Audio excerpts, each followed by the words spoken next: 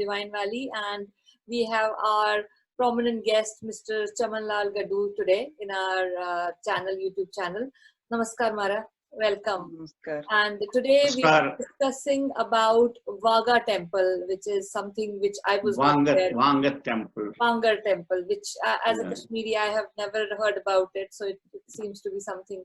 Namaskar, young friends. It's a pleasure to talk to you. Thank you. And I want to explain some of the temples. Instantly, I wrote a book on while in exile, while we were away, on Kashmiri temples, and this Wangath temple fascinated me. And perhaps in my chapter, the first temple which I have discussed is Wangath temple. So, what is this book called, Mr. Gadu?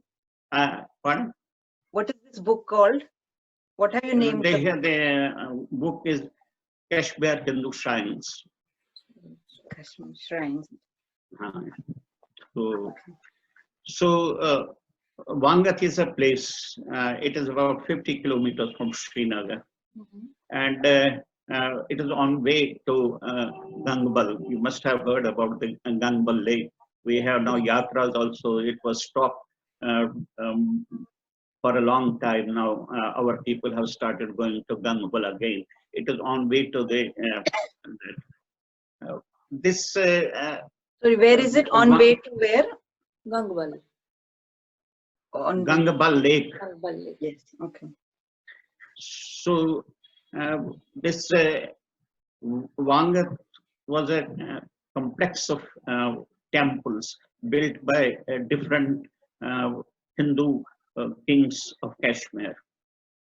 The history goes back to 320 BC, when Ashoka was ruling, and his son in 220 BC he started building temples at Wangath.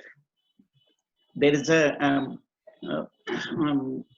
a Nag, as you know it. It's a spring that is known as Naran Nag. The whole complex came up on the Naran Nag itself.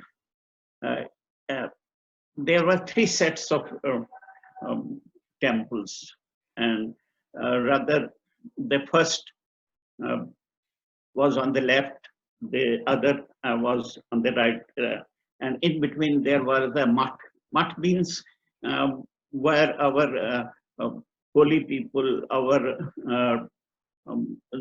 in the olden times we had a muths where people would stay and live in a temple atmosphere. Yes, yes. Just as you must have known, Adi Shankaracharya, he has 4 muths all over India. Yes, yeah, Similarly, yeah. we Quite had prominent word, yeah. Yeah. Similarly, we had this tradition of muths in Kashmir also. Okay. So, with the passage of time, and especially when Muslim rulers came to Kashmir, the first thing they did, they destroyed our temples. They thought that while destroying the temples, the whole culture will be destroyed. So this, the complex of Wangath temple also Was desecrated? Desecrated, and it is in ruins today also. Oh. It was one it was some foreigner who went there and discovered the ruins of about 17 temples. In that place, just one place. Yeah, yes, at one place. As I said, it was a complex of three complexes Right. of temples. So it can be illustrated, it can be shown, and I will be sending you the pictures that will give you an idea how the temples. And at the top of it, as I said earlier, that our temples were at very beautiful places. This is one of the finest places I have seen, that is Wangath. This is, um, Hindus used to build temples at really beautiful places, say hilltops, say at springs, say at riversides, like that. Yes, And that's this is, and incidentally, there is a small rivulet also nearby, and at this Wangath. So again, and this makes that really outstanding, very, very interesting. Has it been dedicated to any specific god, or like generally we have specific god temples? What is this Wanga temple dedicated to, or is it all the gods? This, our temples, as you rightly said, are dedicated to different gods. And Shiva has been, it's a strange thing that in Kashmir, we have Nilmat Purana. Nilmat Purana describes that was written some about in 6th century, like that, and that gives us about the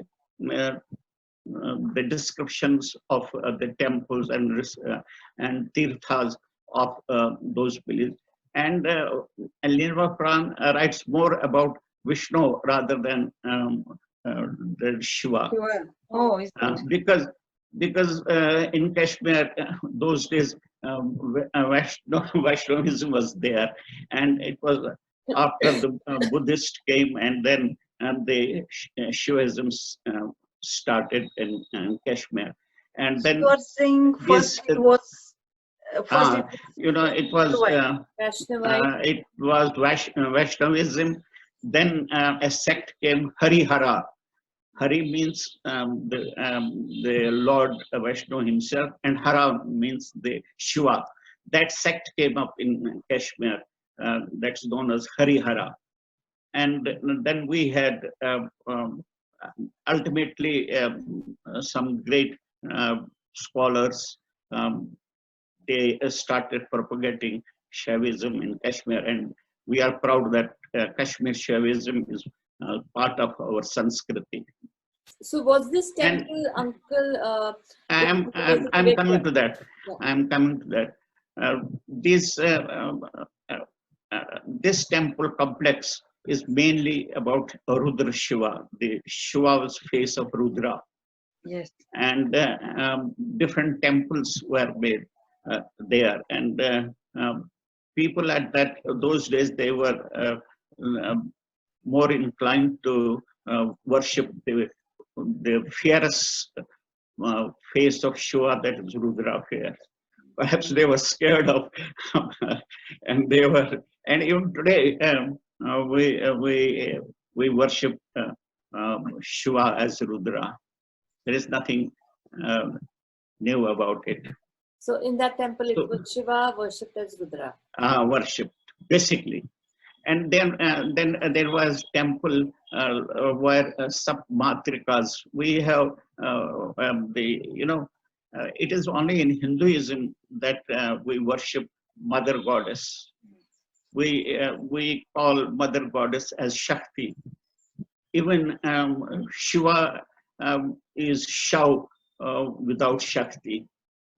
So it's a unique thing in our religion that we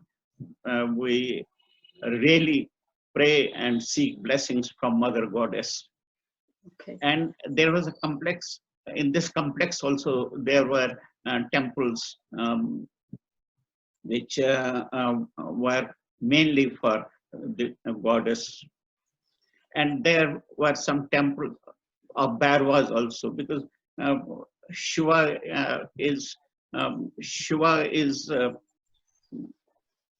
has many forms, and Bhairava is one of them. So the whole complex, was Shiva oriented. But unfortunately, it is all in ruins today. So, like you said, you don't like talking about legends and all, but is there any story that is related to this particular temple that maybe people would want to know? Yes, it is. It is said that after Shiva got married to Parvati, then they came here, and the full legend I will be just mailing to you. It's a long legend.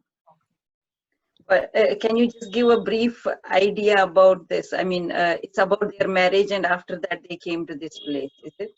Well, I said earlier that our legends are not well received by the youngster. So I tried to avoid them and give you the full facts and figures of what exactly it is. Because we have to live with it. We can't force anything of our own. And it's very good that you are interested in legends. In my next, I will explain all legends. Sure, no problem.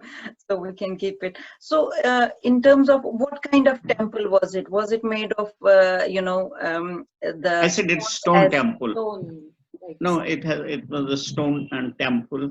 I will be posting you the pictures. You can yourself find out what exactly it is, because that will be the real way of visualizing and seeing for yourself, and that would be great to even other viewers also, that they can see how beautiful it was, what it was. But the pictures which we would have today, they would be the desecrated or the ruins of the On ruins, full of ruins. But instead, there is only one small temple, and that is still standing there. Oh, okay. And I think it, out of 17 temples, 17 temples. hardly one small temple is standing there, and that's really wonderful to see. okay. So, but you also said, because mostly when we see Shiva related anything or any stories around it, we see caves and other. But this one is proper built temple with a complex, so that's a bit intriguing to see, because otherwise, like generally they would be in caves. How is it different than a cave in this case? As I told you earlier, our ancestors, they selected some places, and it is not like today that we go and start building a temple. No, people used to select a place and then have a yajna there and invoke God there. What is a temple? It is not a prayer house. We are just face to face with our Lord. That is our conception of God. We are face to face at that Paramatma. And believe me, people, devotees, they talk to God as if we go and ask for something, because usually we ask something good from the God. So temple is the best place to just ask for it. And as I said, I repeat, our temples are not prayer houses. It is a very, very good place where we are face to face with Paramatma. So I would like to ask just one question. You said we had different types of temples in Kashmir. Can you please elaborate a little bit on that? I think people I will be interested in that. As I said, we have stone temples. Those are known to everybody. Then we have cave temples like Sri Amarnath, and there are many more. Simply, then our spring temples. We have Kheer Bhavani. We have other temples also. It is like that. We don't have one type of temples in Kashmir. We are fortunate enough to have different types of temples at different places, and see the miracle of the God. When we talk of spring temple of Kheer Bhavani, and it has been observed, And I have put in one of my books the pictures when the color of that water changes from time to time. It is amazing. Yes. You will yes. hardly find anywhere else. Right. So, and again in cave temples, see Amarnath, see how that Linga is formed. Yeah, Isn't it's it natural. amazing? It's natural. It's all natural. Our cave temples are natural cave temples. So, is there any other fact about this Wanga temple in terms of who built? Sorry, I think you said the kings at that time built it. Who was? Is there any specific information who got it built? You know, as I said, it was Ashoka's son Jalauka who first started building. That is 220 BC. And then we had a great king, Laltaguk. Yes. So he was a great warrior. One of the greatest kings Kashmir has ever produced. Once he came after conquering some places, and whatever booty he had brought from that place, he surrendered at this temple, and That's very more and more things came up. It's wonderful. Even I mean. The man Kalhana who wrote Rajatarangini, his father was also a regular visitor to that place, and it is said that whatever his father would save for the year, he would go for almost 7 days and spend there at this place and distribute all the wealth what he had accumulated for the year. And similarly, his uncle also used to do all that. It is amazing that that our forefathers, how they would distribute their wealth at such places. Yes, I think that's very interesting, and I'm sure once we post the pictures and the links about this place, people will be. I will send you some legends also associated to it. That would be great. That will be really interesting. Thank you. Thank you so much for joining us.